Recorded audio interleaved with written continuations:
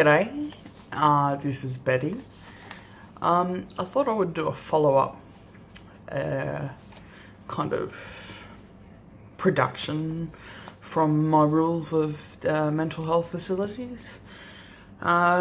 See, one thing that kind of really gets a lot of people riled up, like quite, aggravated, agitated, whatever, is Coles. Now, nothing against Coles. I personally shop at Coles, so I'm a Coles supporter.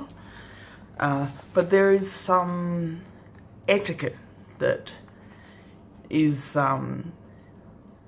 involved with Coles. Okay, so what we're going through today is the etiquette, Coles etiquette.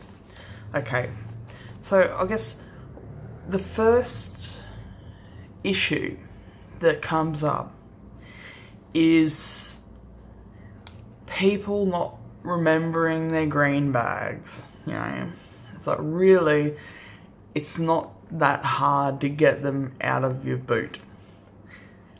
It takes a whole of 60 seconds to get them, and you save yourself about $3.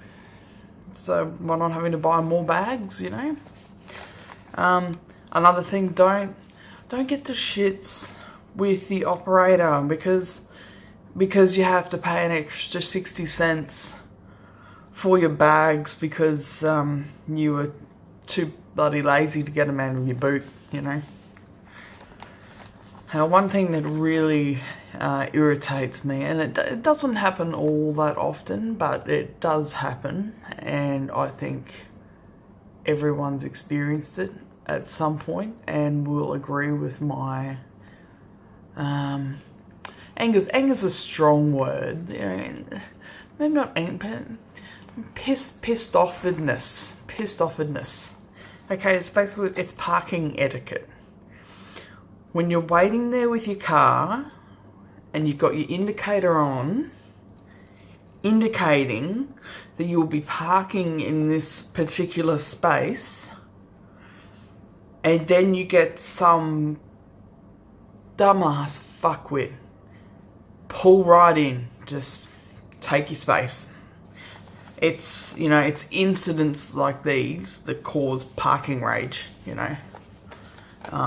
It's like road rage, but in parking areas. Basically, that car may just get a trolley in the side door, maybe accidentally,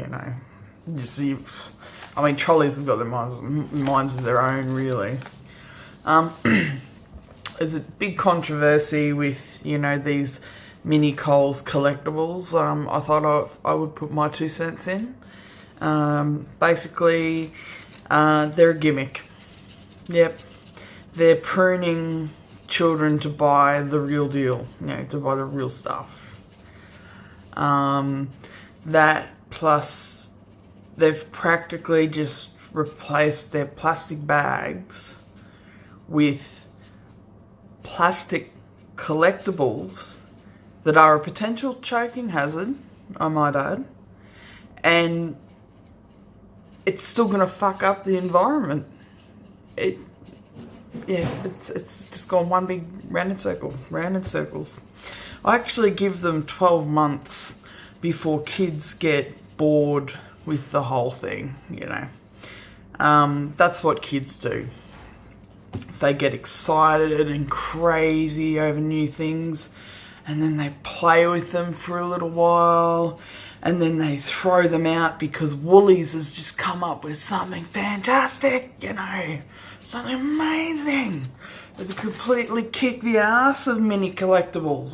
The Woolies is on its way, They've got their thinking caps on. They know that 12 months, those kids will be ready for something new, ready for, something else to fuck up the environment with. Yeah.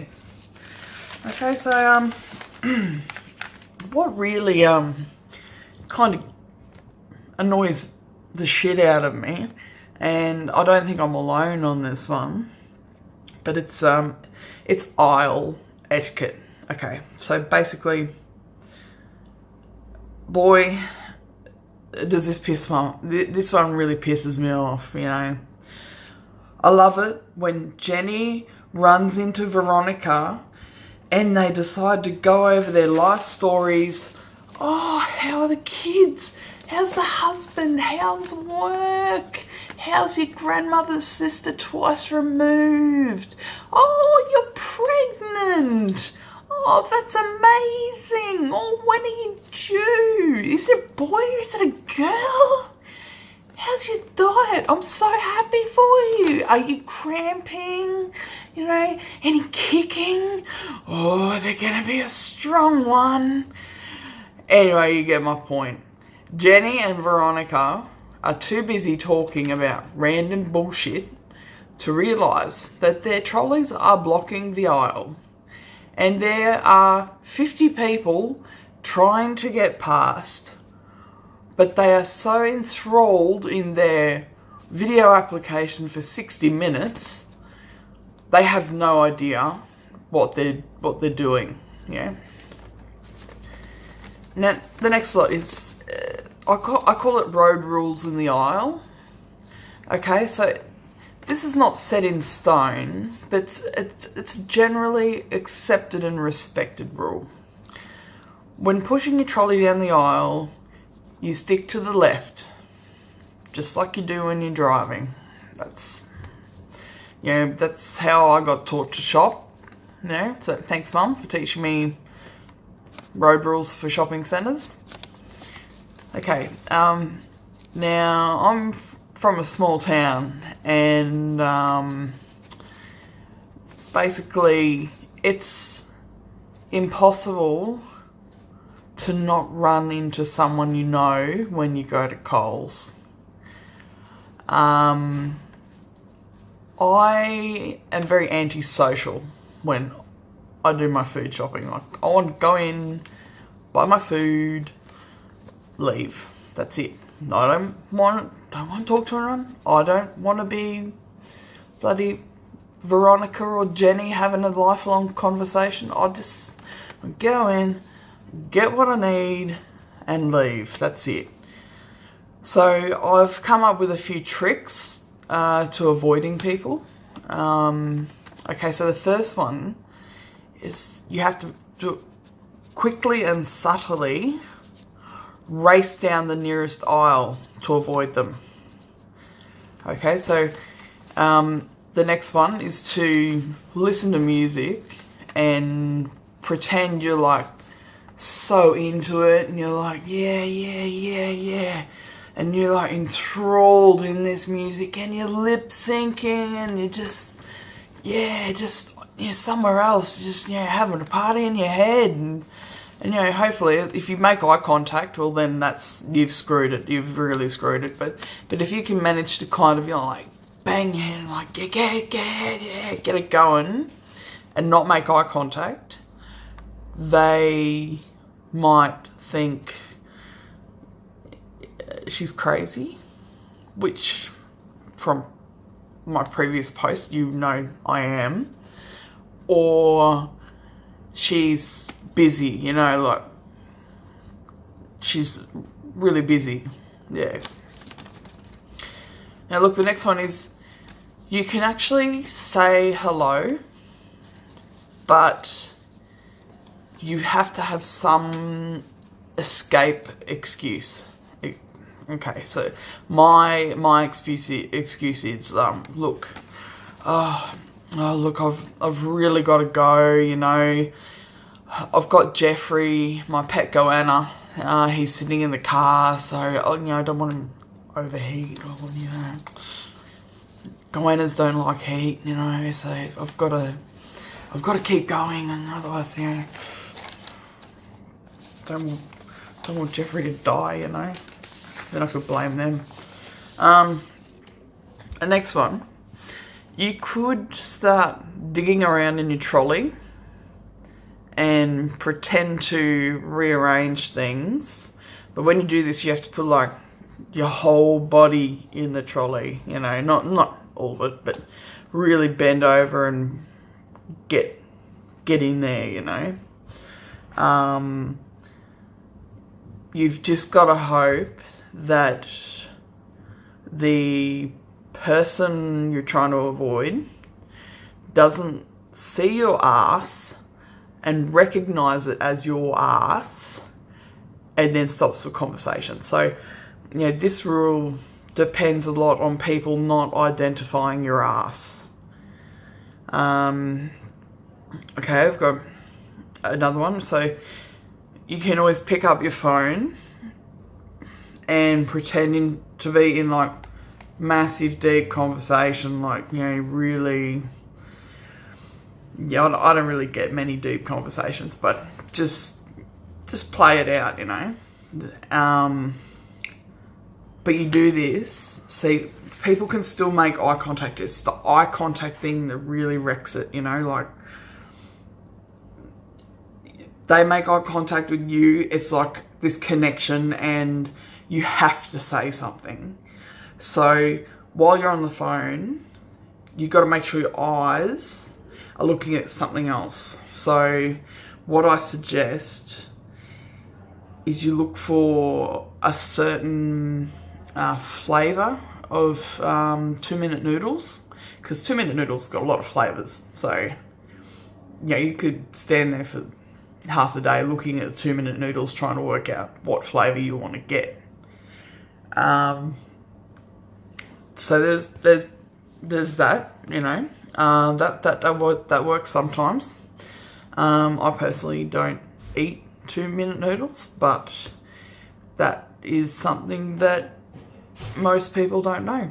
So I can still get away with it, and basically my last kind of hint for ignoring people is to literally ignore them. Look, you're going to come across as a rude bitch, but you just got to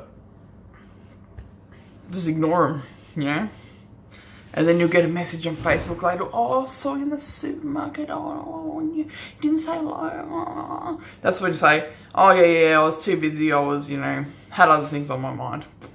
Whatever. Alright. Now, the next thing that gets me is the checkouts. Okay. If I have like one of those little shopping cart things that you carry, I go through the drive-through.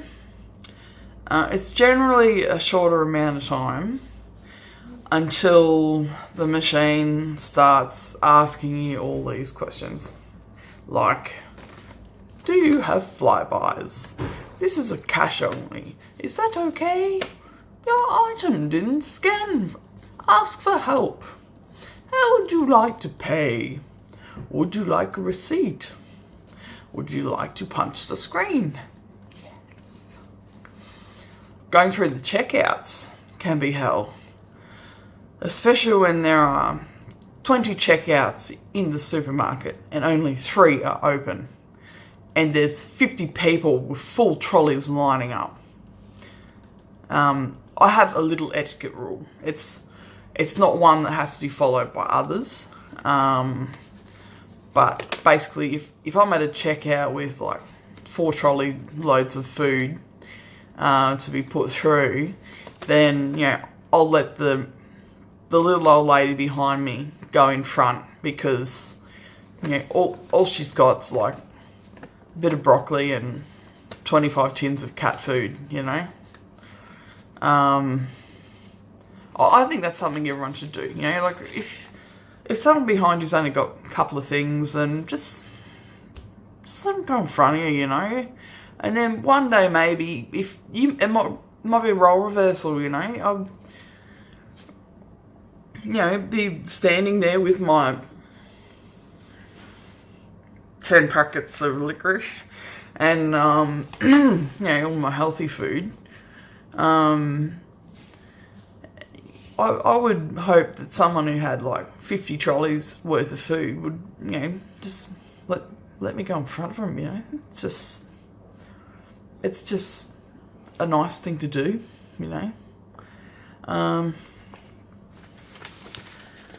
Now look, basically, the next topic I wanted to touch on is the screaming child. It's a well-known fact, right? I hate kids. Like, from the minute they pop out, all the way up to when they're, oh geez, probably 24. Yeah, no, can't stand them. Yeah, no. But I hate them even more when they're cracking the shits because mum won't buy them a Mars bar. Sit the fuck down. Stop behaving like a little arsehole, and you might get a treat at the end if you're good. You play up though, that's it. You get nothing but a smacked bottom, and you certainly won't be getting that Mars bar. Alright. I hate kids. They're just so kid-like. Glad I never was one. Oh my god. The worst thing that can ever happen. You go to Coles specifically to get some Chobani, some lemon curd, some bocconcini, and some toilet paper. Okay, so don't judge me on my purchases. I think, yeah, just don't judge me. And you get there, and they've all run out. There's none there, especially the toilet paper. You know, there's no toilet paper there. It sets your day up to be miserable, you know, and you're just obsessed about not eating or drinking too much to go to the loo because you've got no paper, you know. What do? That's like one of life's biggest mysteries. When you run out of toilet paper, what do you do? What do you do? Okay, so, look, basically, these are my rules of etiquette when shopping at Coles, okay? I shop during the day while most people are at work, so I don't have to run into them. I plug in some music to make the whole experience bearable, and I glare at any small child that makes eye contact with me. I just glare at them. Don't look at me for a Mars bar, you little shit. Yeah. So look, I like Coles. Coles is good. And, you know, most of those things apply to every shopping centre. You just gotta, shop. Food shopping's just one of those things you have to do. And, you know, it's like ripping off a band-aid, you know. It's gonna hurt, but you need to do it. So, anyway, so this is post number 2.